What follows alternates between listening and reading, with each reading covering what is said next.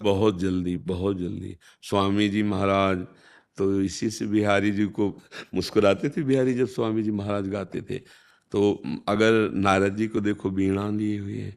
बहुत से ऐसे महापुरुष, नरसी की करताल प्रसिद्ध है, बड़े बड़े महापुरुष। प्रभु के लिए जो संगीत बजता है वो भजन बन जाता है, और विषयी पुरुषों को आह्लादित करने के लिए जो बनता है वो बंधन कारक है। प्रभु के लिए संगीत सीख के श्यामा श्याम के लिए बहुत अच्छी बात है। हाँ, स्वामी जी के पद गाओ, बड़े बड़े महापुरुषों के पद, और संगीत में उन्हीं पदों को गा के सुनाओ, बिहारी बिहारी मुस्कुरा देंगे। जहां उनका नाम वाणी का कीर्तन होता है, नाम वाणी सुनत श्याम श्यामा शुभस, नाम वाणी निकट श्याम श्यामा प्रगट, प्रभु वहीं प्रकट रहते हैं। ना हम बसामि वैकुंठे योगी नाम हृदय में। भगवान कहते हैं मद भक्ता यत्र गायंती तत्र तिष्ठामि नारद। जहाँ मेरे भक्त मेरा गुणगान करते वहीं मैं विराज। नाम कीर्तन, गुण कीर्तन, लीला कीर्तन, तो संगीत तो और सरस हो जाता है। अरे राधा राधा राधा राधा ऐसे गा रहे हैं, और इसको कई संगीतों में गाए तो और आह्लाद मिलता है। तो संगीत सीखो पर प्रभु के लिए। प्रभु के लिए जो कुछ किया जाता है वो बहुत दिव्य हो जाता है। अब जैसे 100 ग्राम मिठाई ली और हम खा गए, वो मल बन गया। और 100 ग्राम मिठाई ली, प्रभु को अर्पित करके पाए, वो प्रसाद है।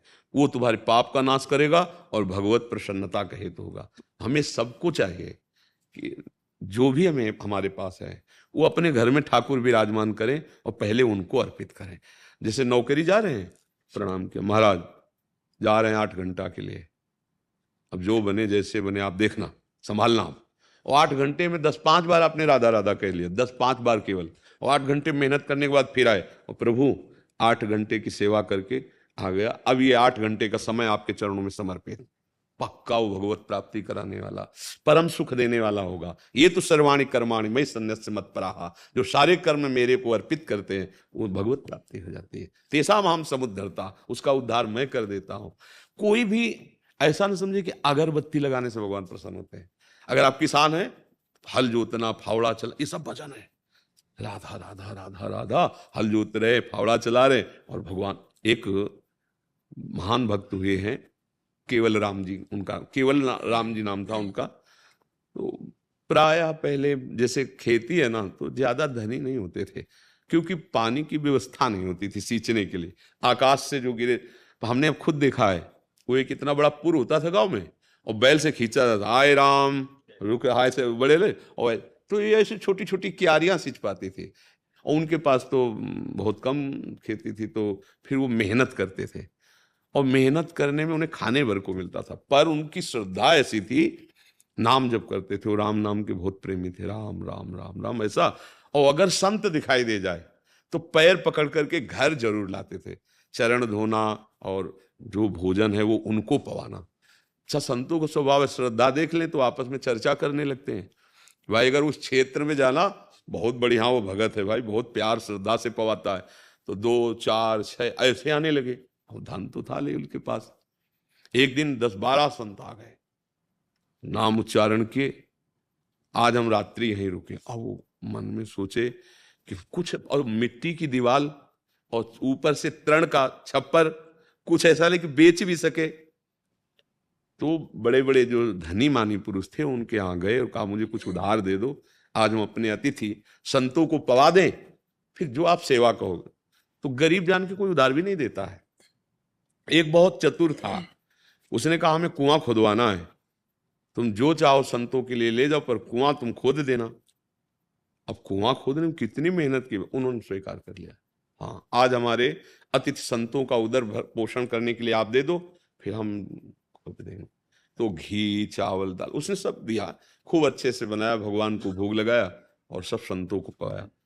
अब कुआं खोदने के लिए पति पत्नी ही थे, जो फावड़ा मारते तो राम, तसला भरता राम राम, मतलब हर चेष्टा में नाम जप।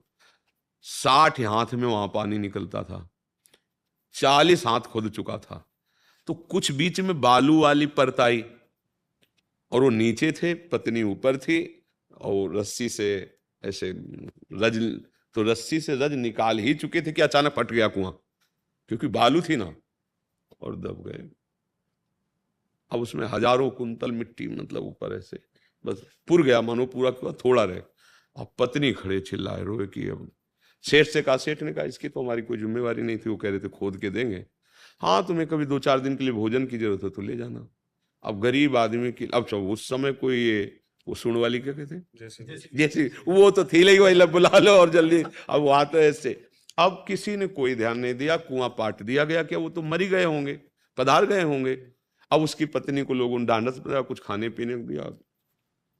1 महीना हो गया, वहां से राजा की सवारी निकल रही थी तो उनके कान में सुनाई दिया राम राम राम, इतना मधुर आनंदमय नाम कि उनको लगा कि ये कौन महात्मा की आवाज है।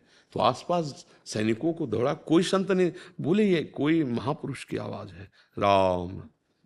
तो धीरे धीरे उसके समीप गए, वो कुआं जहां खोदा वहां आवाज आ रही थी, कुआं तो था नहीं, बराबर कर दिया गया था। तो उन्होंने वहां के लोगों से पूछा कि यहाँ आवाज आ रही, यहाँ क्या है?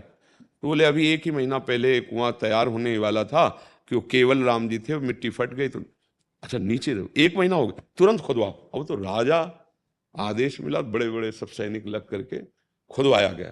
तो देखो वो जहां बैठे थे तो 2 हाथ ऊपर मिट्टी रुकी थी, जैसे किसी ने रोक दिया हो, और एक गुफा सी बनी थी। और जब सारी मिट्टी हटाई गई तो वहां देखा थाले कई पाई हुई रखी थी और एक भरी हुई, अच्छे अच्छे पदार्थ, शीतल जल। कौन पहुंचा रहा था? राम जी प्रभु। और ऐसे बैठे राम राम, सुंदर वायु पहुंच रही थी, खाना पीना मिल रहा था। और आश्चर्य की बात, वो भोजन शौच भी नहीं बना रहा था, क्योंकि दिव्य थाला। कहां जाते शौच?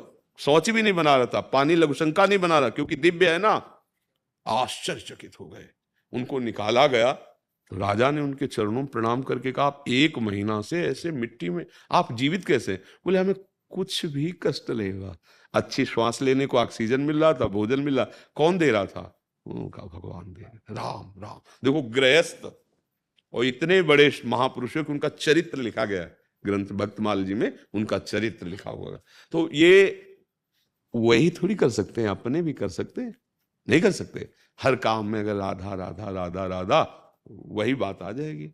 भगवान का नाम, प्रभु का नाम लेते हुए जो कार्य किया जाता है वो सब पूजन बन जाता है। और ये सर्वाश्चर्यमय घटनाएं उसी के जीवन में घटती हैं जो भगवान के भरोसे होता है, भगवान नाम जाप।